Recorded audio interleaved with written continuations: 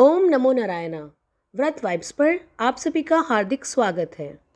वैसे तो पूरे वर्ष में आने वाले प्रत्येक एकादशी व्रत का अपना ही महत्व होता है, परंतु हर मनुष्य की यह कामना होती है कि उसे वैकुंठ की प्राप्ति अवश्य हो। इसलिए उसे इस दिन आने वाले व्रत को अवश्य ही करना चाहिए, जिससे कि भगवान विष्णु को वह प्रसन्न कर सके और वैकुंठ की प्राप्ति हो सके। आइए जानते हैं यह व्रत कौन सा है। यह व्रत होता है पौष पुत्रदा एकादशी का व्रत, जिसे वैकुंठ एकादशी के नाम से भी जाना जाता है। आज के इस वीडियो में हम आपको सुनाने जा रहे हैं पौष पुत्रदा एकादशी व्रत का महात्म्य। चलिए भगवान श्री हरि विष्णु का ध्यान करते हुए हम इसे प्रारंभ करते हैं। धर्मराज युधिष्ठिर ने पूछा कि हे कृष्ण, अब आप पौष माह के व्रत के बारे में समझाइए। इस दिन कौन से देवता का पूजन होता है तथा इसकी क्या विधि है। इस पर श्री कृष्ण बोले कि हे राजन, पौष शुक्ल पक्ष की एकादशी का नाम पुत्रदा एकादशी है। इसका पूजन विधि विधान से करना चाहिए। इस व्रत में नारायण भगवान की पूजा करनी चाहिए। इसके पुण्य से मनुष्य तपस्वी, विद्वान और लक्ष्मीवान होता है।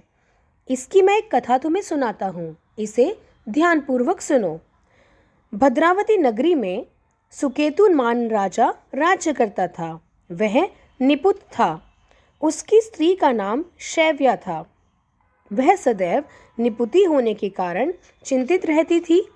इस पुत्रहीन राजा के पितृ रो रो कर पिंड लेते थे और यह सोचा करते थे कि राजा की मृत्यु के बाद हमें कौन पिंड दिया करेगा।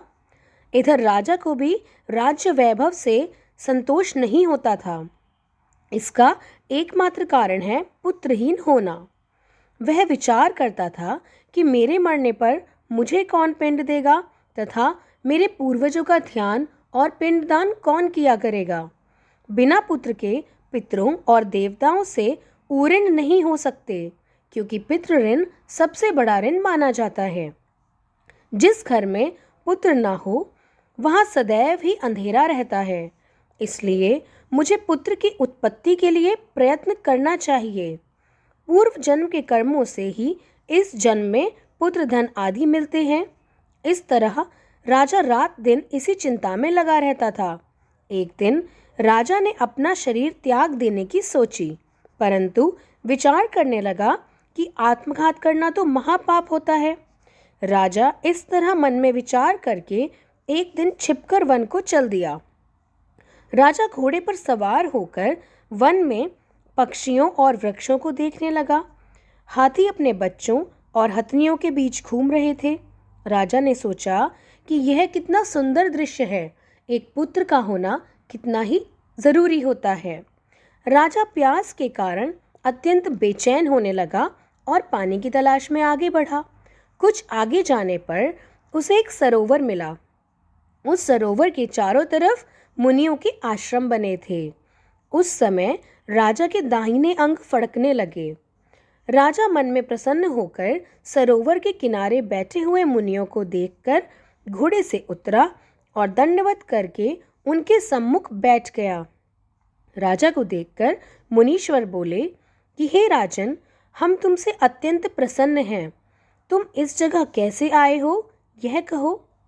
इस पर राजा ने उनसे पूछा कि हे मुनीश्वरों, आप कौन हैं और किस लिए यहाँ हैं, यह मुझे बताइए।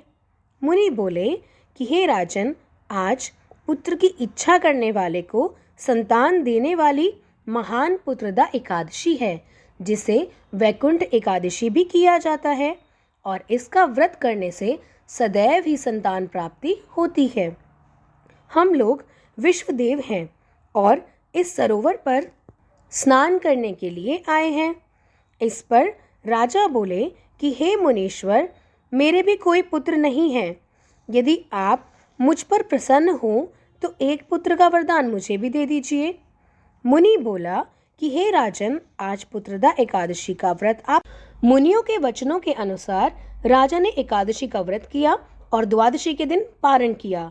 इस प्रकार विधिवत व्रत करने के बाद मुनियों को प्रणाम करके अंत में वे अपने महल को वापस आ गए। कुछ समय बाद ही रानी ने गर्भ धारण किया और 9 माह के पश्चात उनके यहाँ एक पुत्र रत्न की प्राप्ति हुई। वह राजकुमार अंत में अत्यंत वीर, धनवान, यशस्वी और प्रजा का पालक हुआ। श्री कृष्ण भगवान बोले कि हे राजन, पुत्र प्राप्ति के लिए जो पुत्रदा एकादशी का व्रत करते हैं उनकी भगवान सदैव ही सुनते हैं। जो मनुष्य इसका महात्म्य का श्रवण या पठन करते हैं उनको स्वर्ग की प्राप्ति होती है। अतः श्री पुत्रदा एकादशी या वैकुंठ एकादशी का महात्म्य संपूर्ण हुआ। भगवान श्री हरि विष्णु भी अपने सब भक्तों पर सदैव अपनी कृपा बरसाए और उन्हें उनके व्रत का फल अवश्य दें। इसी कामना के साथ मैं वीडियो को विराम देती हूँ। जय जय श्री राधे।